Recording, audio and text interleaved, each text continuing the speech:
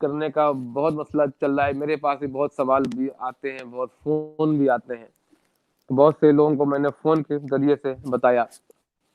تو میں کچھ باتیں آیت پاک کی روشنی میں بتانا چاہتا ہوں کہ میں نے جس آیت پاک کی تلاوت کرنے کا شرف حاصل کیا ہے، اس آیت پاک میں اللہ تبارک و تعالیٰ ارشاد فرما رہا ہے کہ اللہ چاہتا ہے تم پر آسانی اور نہیں چاہتا ہے تم پر دشواری.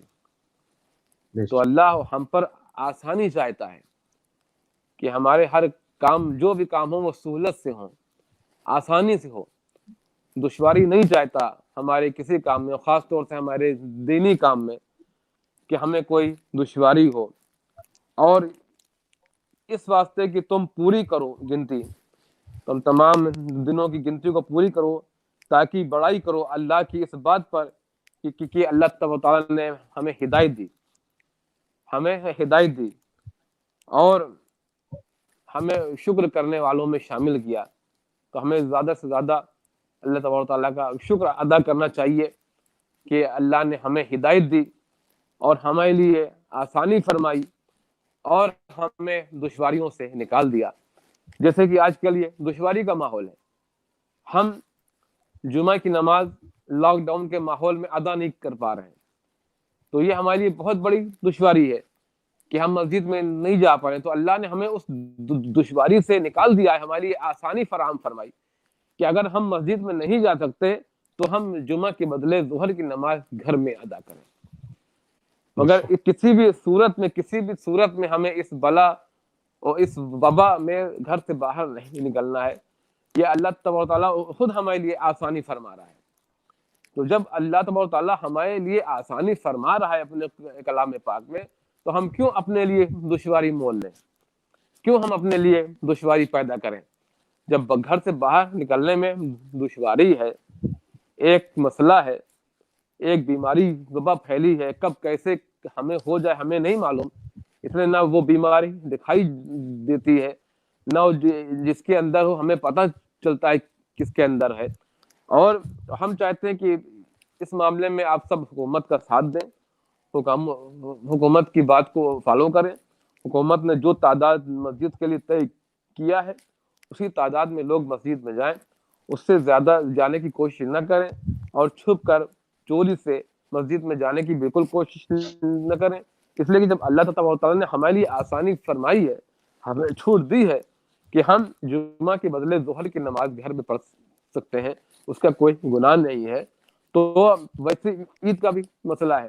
تو اگر سے عید کی نماز آپ اگر مسجد میں نہیں جا پا رہے ہیں تو آپ گھر میں فجر کی نماز با جماعت ادا کیجیے اپنے بچوں کے ساتھ. اگر 3-4 لوگ ہیں تو آپ فجر کی نماز ادا کیجیے اور سورج طلوع ہونے کا انتظار کیجیے.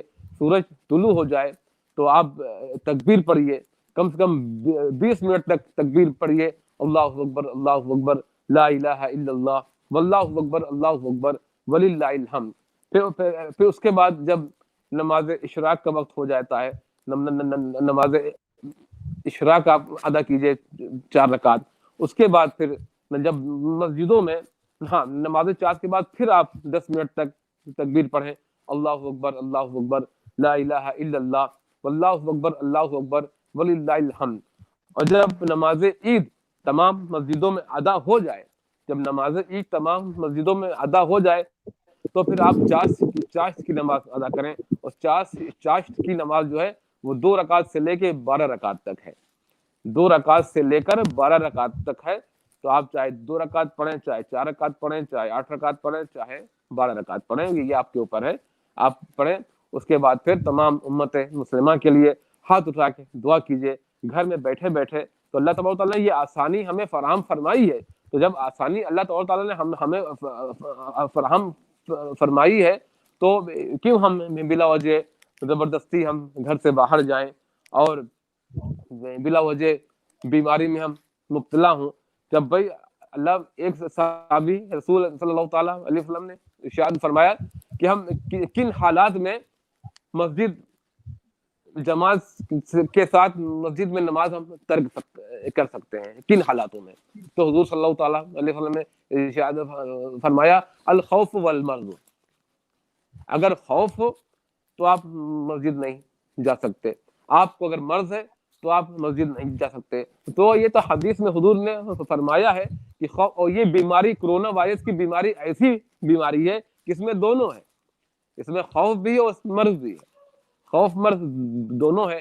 تو ہماری بھی آپ سب سے یہی درخواست ہے کہ زیادہ سے زیادہ آپ گھر پر عبادت کریں, نفلیں پڑھیں, اللہ سے دعا کریں, اور گھر سے باہر نکلنے سے بچیں. اور بلا وجہ بازاروں میں بھی, مارکیٹ میں بھی, بھائی سوچیے جو لوگ بازار میں جا رہے ہیں, شاپنگ کر رہے ہیں, تو ان سے بھی میری یہ درخواست ہے کہ جب آپ مسجد میں آپ کے پاس جانے کی پابندی ہے تو آپ کو جو ہے بازاروں میں آپ نے جانے کیسے آپ پرہیز نہیں کریں گے.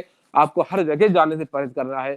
جب آپ مسجد جیسی جہاں عبادت گاہ میں آپ نہیں جا پا رہے ہیں, نماز نہیں پڑھ پا رہے ہیں, تو آپ سوچئے مارکیٹ آپ کیسے جائیں گے, مارکیٹ میں شاپنگ تو اس سے کچھ آپ کا بگڑے گا نہیں, بلکہ آپ بھی محفوظ رہیں گے, آپ کے گھر والے بھی محفوظ رہیں گے. اللہ تبارک و تعالیٰ ہمیں اور آپ کو اللہ کے بتائے ہوئے احکام پر عمل کرنے کی توفیق عطا فرمائے.